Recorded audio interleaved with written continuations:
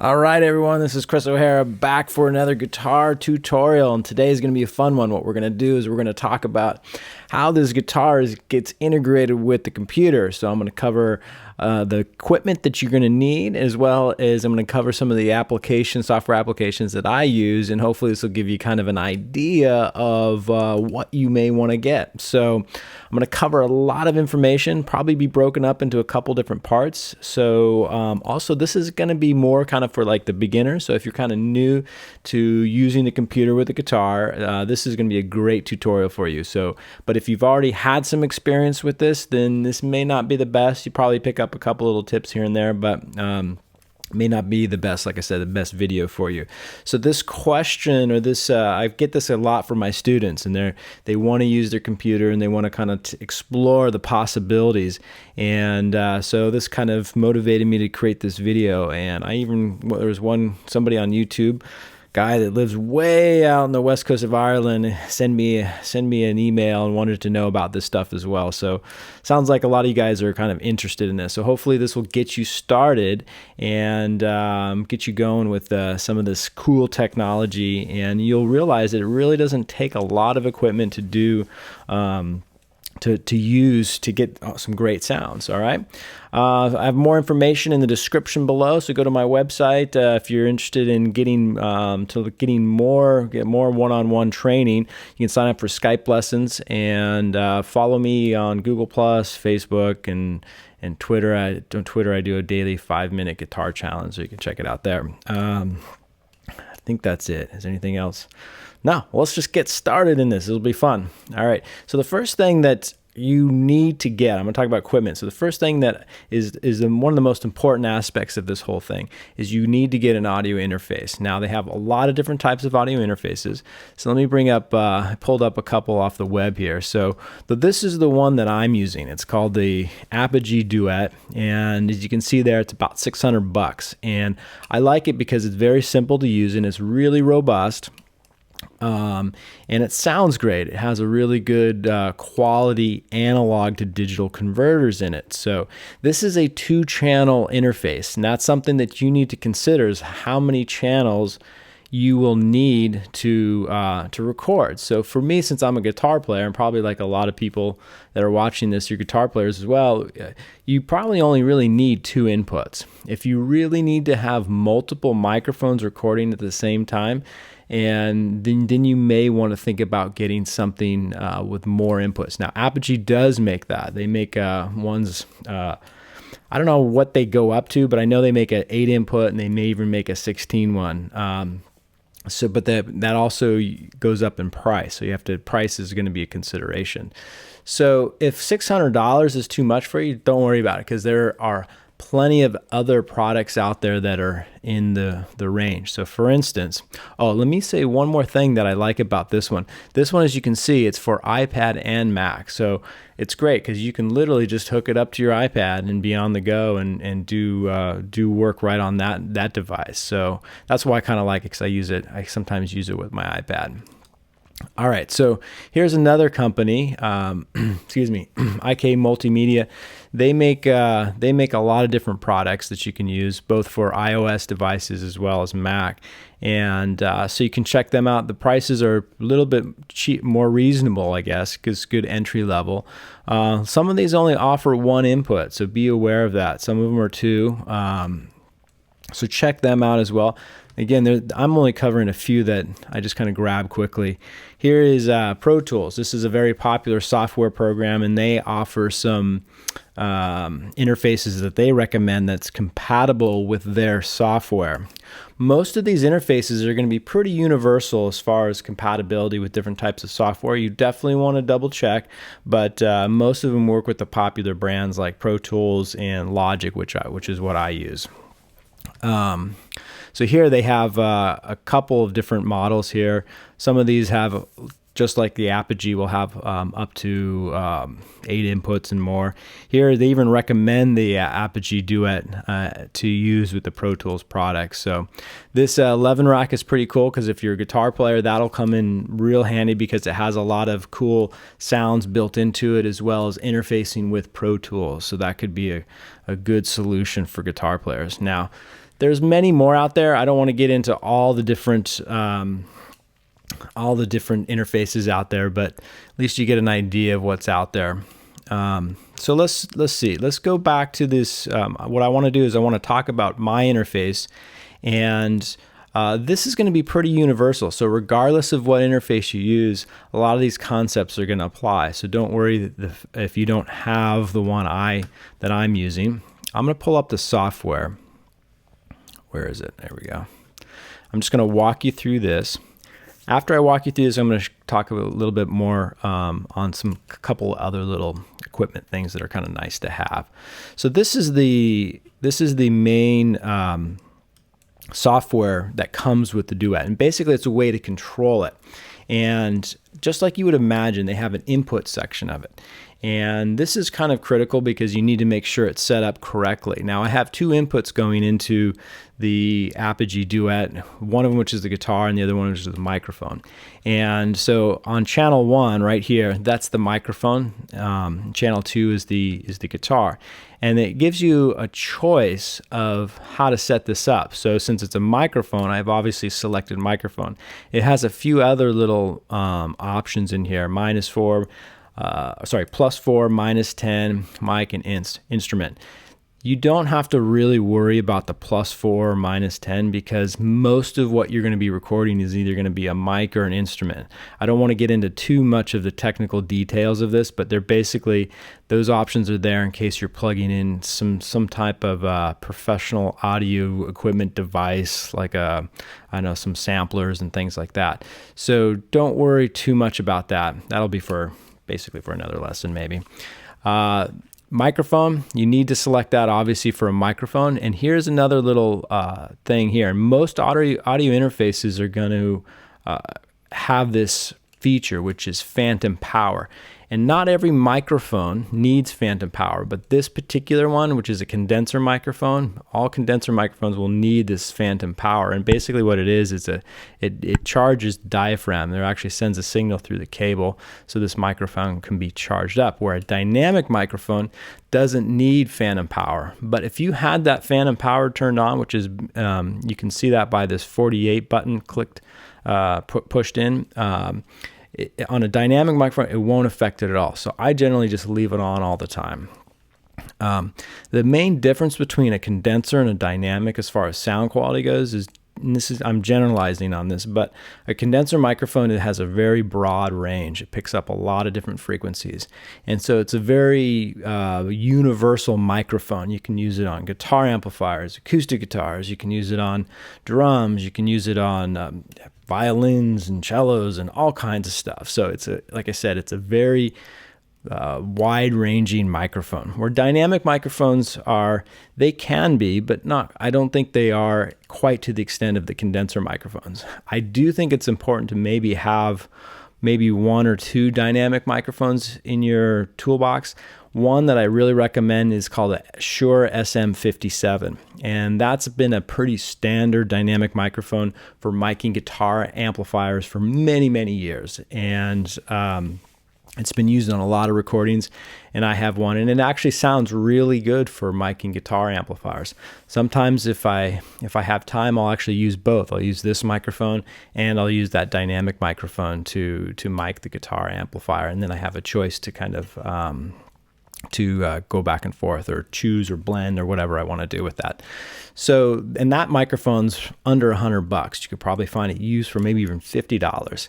And it's a real workhorse. You can throw it around and it really takes a beating, and it's a good microphone. This doesn't. You have to be pretty careful with these condenser microphones because they can break if you drop them. It can damage the microphone, so be careful with that. So let me get back to this interface here. So the input here, so we have set up for mic, got the phantom power on. Another consideration that you have to think about is the levels that you set going into this computer. And the main thing is with digital recording and or digital, even if you're not recording, I'm going to show you what I have going on here. That sound is all coming from the computer. I'm not recording, I can just use a sound to kind of practice or play. So if you're converting this this guitar signal into the digital environment, you do have to be aware of what the gain structure or the level going into the device, how it's set, because if the signal goes over that threshold and starts to distort, if it's digital distortion, it doesn't sound very good. Back in the day when we had analog distortion, it actually was a pretty cool sound, and sometimes they actually distorted the machines on purpose to create that sound. Digital doesn't work that way, so you need to be very conservative on the levels. So you can see here, as I'm talking in the microphone, you can see this little meter jump up and down, and it's probably a little bit on the conservative side, which I like. If it gets a little bit louder, it'll go into this next area, which will light up yellow. If it goes beyond the threshold, this top little bar here will light up red. That tells me I've reached my clipping stage. And they actually have this soft limit over here that I usually always have on, and what it does is it slightly compresses and limits the sound when it reaches that point, so you don't get digital distortion. It'll still happen even if you have the soft limit on, but it's a way to add a little bit extra protection. Some people don't like that because they're pretty good about setting their levels, so it's kind of your choice on that.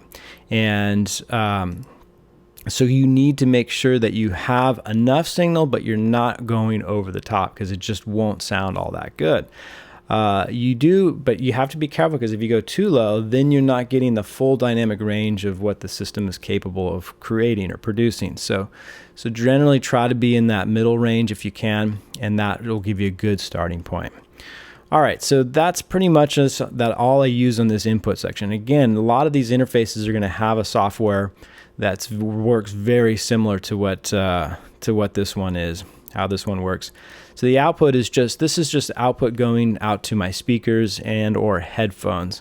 I rarely spend any time in this because unless I really have some sort of weird distortion going on, I may jump over here to kind of check this area here. This device setting, basically there's a couple little buttons, touch buttons on this interface that you can assign for various things. To be honest with you, I don't even do that. Most of my control is going to be within the computer. The only thing I use the only knobs I use on the interface is the big one, which is the volume knob. So actually that volume knob you can use that to adjust the gain. If you push the button, it'll switch over to different inputs, and you can adjust the gain with that volume knob, which I actually do sometimes. But I don't touch this area here. I just leave the factory defaults there.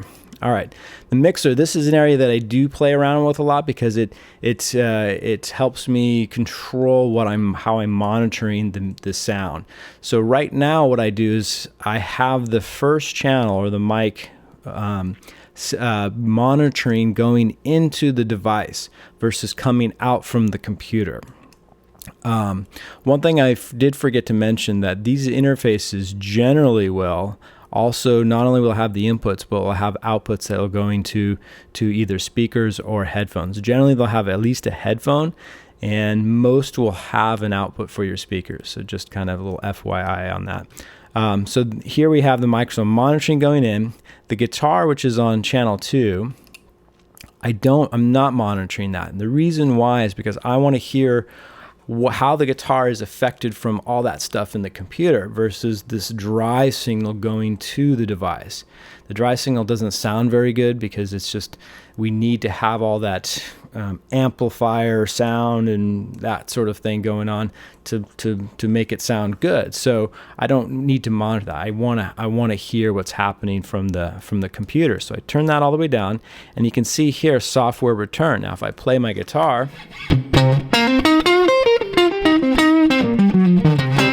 it has a level for this for the instrument to come up, but I'm not hearing that. That's just the input of it. So I shut that off. But you can also see that the software return, that sound was obviously coming out from the software of the computer. So I usually leave that software return all the way up because I want to hear the music, I want to hear my guitar coming from the computer, all that stuff. The mixer master is just the overall level. I usually leave that at 0 because I'm usually going to be changing the levels within the computer, or in the software, I should say, versus right here. Now up here we have two volume levels, one for the headphones, one for the speakers. And I have the speakers shut all the way off because I don't want feedback coming into the microphone. So yeah, I just basically I'm hearing everything right from the headphones today. All right. Anything else with that? I don't think so. All right. Next step is going to be some other equipment, which is going to be the studio speakers or studio monitors and headphones. These are two really critical components that I think that you'll need, and are I think prove will be very useful for you. Now, you don't have to spend a lot of money on this stuff, but try to get something that still sounds good. If you get something too cheap, you're not going to be inspired to create music. So try to buy the best thing you can for the budget that you have. So I would recommend, as far as speakers go, definitely get some studio monitors that are powered. They're pretty readily available. Pretty much all the studio monitors today are coming powered. They do still make ones that are not powered, but the nice thing about powered speakers is you don't have to worry about a power amp and more cables and whatnot, and you can usually plug the output of the interface directly into these powered speakers, and that's how I have that set up. I know you can't see them, but I have two of them set up right in front of me, and the ones that I'm using I bought used for about $350. These are some older KRK V8 speakers, monitors, and they sound pretty good. I'd recommend trying a bunch out. Bring some music that you're familiar with when you try out the speakers, and that'll give you an idea of how those speakers will translate. So if you're really familiar with something, you'll know whether it's translating correctly into the particular devices. Same thing with headphones. You want to listen to music that you're familiar with on different headphones that you try, because you'll hear what the headphones are capable of reproducing. The other suggestion that I recommend with headphones is get ones that are comfortable. You'll probably be using them a lot, and you don't want to get fatigued. That's the one thing that I don't like about these, is that they're kind of tight, and they really after a while my ears get kind of sore from wearing the headphones. The reason why I think they're kind of tight is because they're meant to be sealed off all around. And the reason why is because sometimes the sound from the headphones can actually bleed into the microphone. So these would be used for doing mostly like vocal overdubs. And I recommend getting something like this just in case, because you never know how you're going to use your equipment. But try to get something that does seal around the ear, but is also still comfortable. And there's a lot of brands out there that you can look at. The best thing to do is just try them on and listen to them and see how they sound. All right. I forgot to mention, I do have a pop filter on this. This is just to kind of keep the wind in just certain syllables, like the p and the b sounds are going to be cause a lot of air and can hit the diaphragm, create some popping effects on that. So that's what these things are kind of designed for, if you don't already know.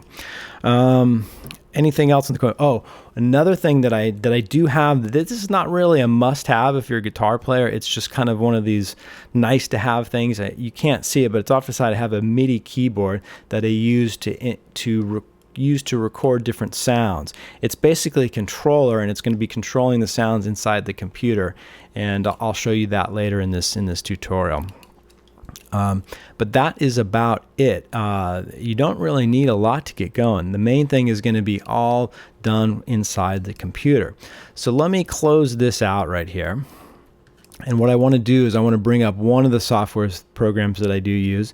And I like this. I've been using this a lot. Where is that? There it is. I have too many things in my dock. This particular application is called Amplitude, and there's a lot of ones out there that are just as good. But I'm going to show you how this one kind of works. And like I said, this is going to be, a lot of these concepts are going to be universal to all these different kind of guitar applications. So what it does, if you're not familiar with it, it basically is going to recreate a lot of different types of guitar amplifiers. And so this gives us a lot of flexibility, especially when we're recording. We can choose We can experiment and choose different ones, and the nice thing is we're not stuck with just one sound. We can literally just, after we've recorded the sound, we can go back in and change things up and tweak it to our heart's content. That's kind of I think one of the biggest advantages of modern technology. Where back in the day, you would record the amplifier, and the only way to change that sound is literally to re-record the guitar part. They did use some things called techniques called reamping, where they would record the dry signal and then send that back to an amplifier and then re-record it. But it's kind of tedious process to do that, and they still do it to this day. But this is a little bit easier way of recording the guitar. So I just have one amplifier set up, and a lot of these programs work the same way. They'll give you a tuner. And this little area here is basically our signal chain. And then the stomp A is basically, there's two kind of parallel channels. And I'm not gonna talk about the setting both of them up. It's just think of this as just one serial chain that we're working with. I know it says here it goes into, it's probably tough to see the arrows, but stomp A goes into stomp B, goes into amp A, cab A, rack A, and then B. But if you have this set up to stereo, then it kind of engages some of these like amp B, cab B, that kind of thing. So on a very simple level, let's just kind of go through each kind of chain along here. So stomp A is basically, we can have down here, we can start to add different types of stomp boxes, which is really cool. Maybe I want to add a distortion. Let's see, like an overdrive pedal. Probably pretty loud.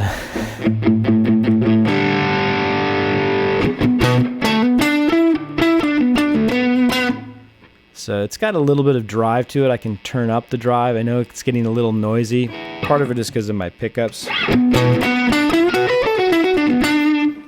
So you can add these different distortion pedals in there, which are kind of cool. Or there's a lot of, not just distortion, there's a lot of different effects that we can add. We can go into, let's see, what do we got? Our phaser. We can change that to a phaser.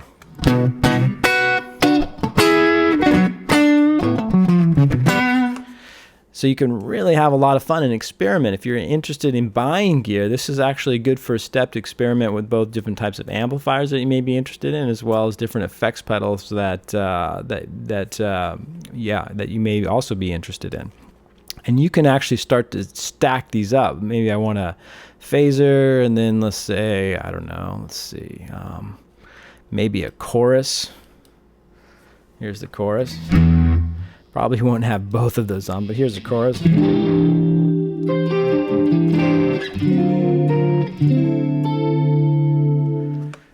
And again, you can change, after you've recorded some music, you can go in and add and subtract these to your heart's content, which is really, really a cool feature with this stuff.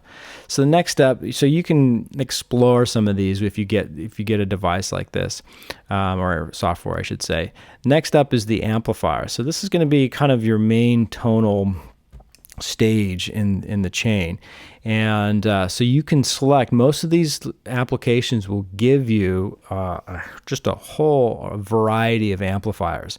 One thing that I do like about this Amplitube, and I imagine the other ones work very similar, is that I can use this as a standalone application, as well as it will integrate as a plug-in to, let's say, Logic or Pro Tools. And that's what I like about this. I can use it, I don't have to open up Logic just to use this the features in this. So it's literally the only thing I have running is just this on my computer, and it works really well. And one thing what I like about better interfaces is that the latency is much shorter. And this also depends on your processing power. You need a strong enough computer, but most computers today will give you enough power where the latency is not an issue. And what the latency is like when I hit a note, the time that note travels to the computer and does the processing for these amplifier sounds and then spits it back out, there can be a slight delay to it. And they've gotten it down to where it's almost not even noticeable. Like it doesn't bother me anymore. Back in the day, there would be enough latency where it was almost hard to play through it because of the the delay between what you hit and what you're hearing. So most interfaces, like I said today, are actually doing really well with the latency, so you shouldn't have too much of an issue with that. Let's see. So here you can go in, you can select all kinds of stuff. I can go into, let's say I have this Jimi Hendrix collection here, and if I wanted to go change it to some type of Marshall, here we go. Let's see. Maxed out JTM. This will be fun. Let's see what this sounds like.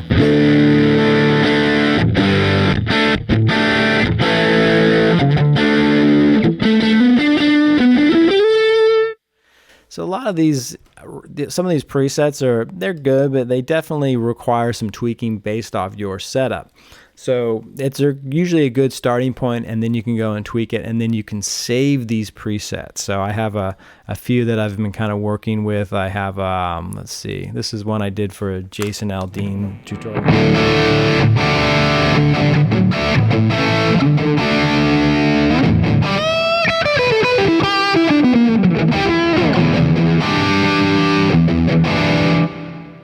So there you go. So that's what that preset sounds like. And so let's keep moving through the chain. Like I said, there's a lot of these different kind of amplifiers that you can choose from.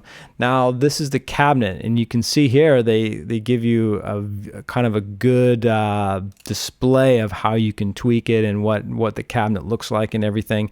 So this so you can see there's two microphones, and I can adjust these. I can literally pull these back, change the distance from the speaker. You can see that in the picture over here, because the microphone placement, even if let's say if you're recording this in for real, that microphone placement will dramatically affect the sound that you're recording. So instead of always tweaking the knobs of the guitar, try moving that microphone around if you're recording your amplifier, because it can dramatically change the way things sound. Spend time with the microphone before you start tweaking everything else after the recording.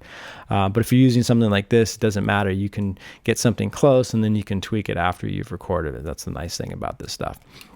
So you can change things up. Down here, they even give you an option of where some room mics, usually not all the time, but sometimes they want to capture the sound of the studio room. And so they have some microphones set kind of far back from the amplifier, and to kind of capture that ambient sound. So let me kind of give you a quick, I'm going to turn off, I have some reverb on this. I'm going to shut that off. I'm going to go back to, let's see, I'm going to go back to this cabinet. Let's see. So that's like a very close mic sound.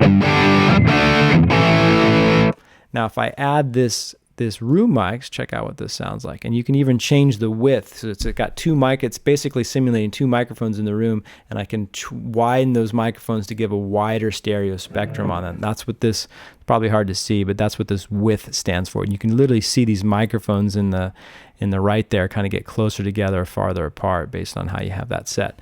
So let's see what that sounds like.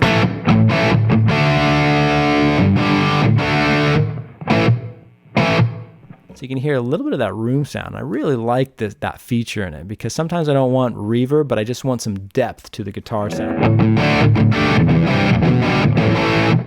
And you can change that level. Where is it? Whoops, this level right here.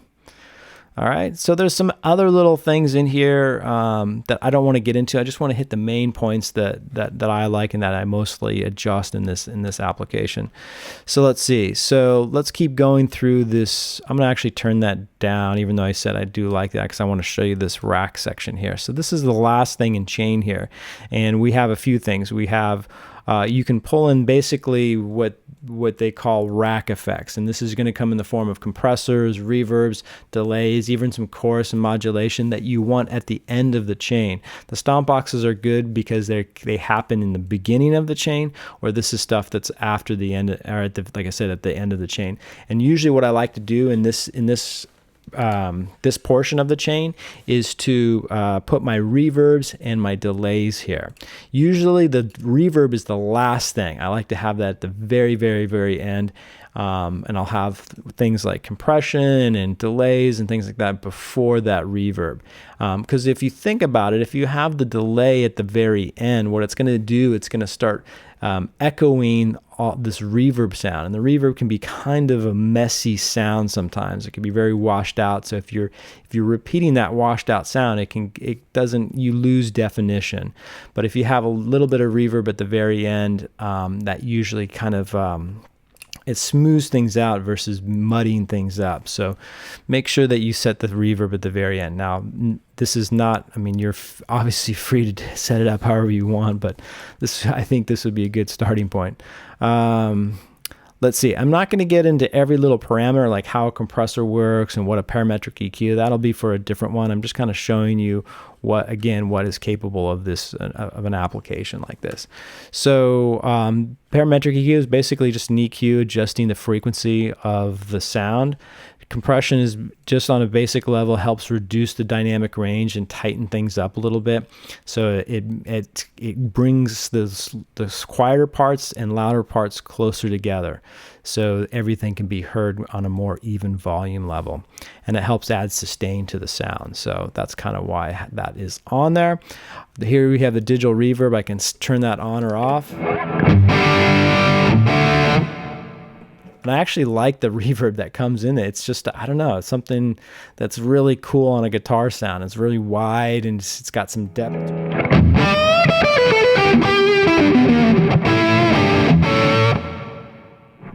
don't know, it just sounds really cool. All right. So that's this guitar application. So this is great because you can use it to practice. If you have speakers, you can have like a little metronome on your desk and you can play right along. If you have neighbors like I do, you can put the headphones on and you can practice till all hours of the night and not keep anybody up, which is really cool. I have some students have young kids and they want to practice at home and don't want to wake them up. This would be a great option for you. And it sounds good. This stuff really, really sounds great. And years ago, it wasn't quite there yet. But today, you can get some really great sounds that I think are even better than buying a cheap amplifier. This could be a good alternative for you. So, all right, so what I want to do is I want to segue into the recording applications, and I'm going to talk about how to set that up and some things that you can do with that. So let's go into the next section.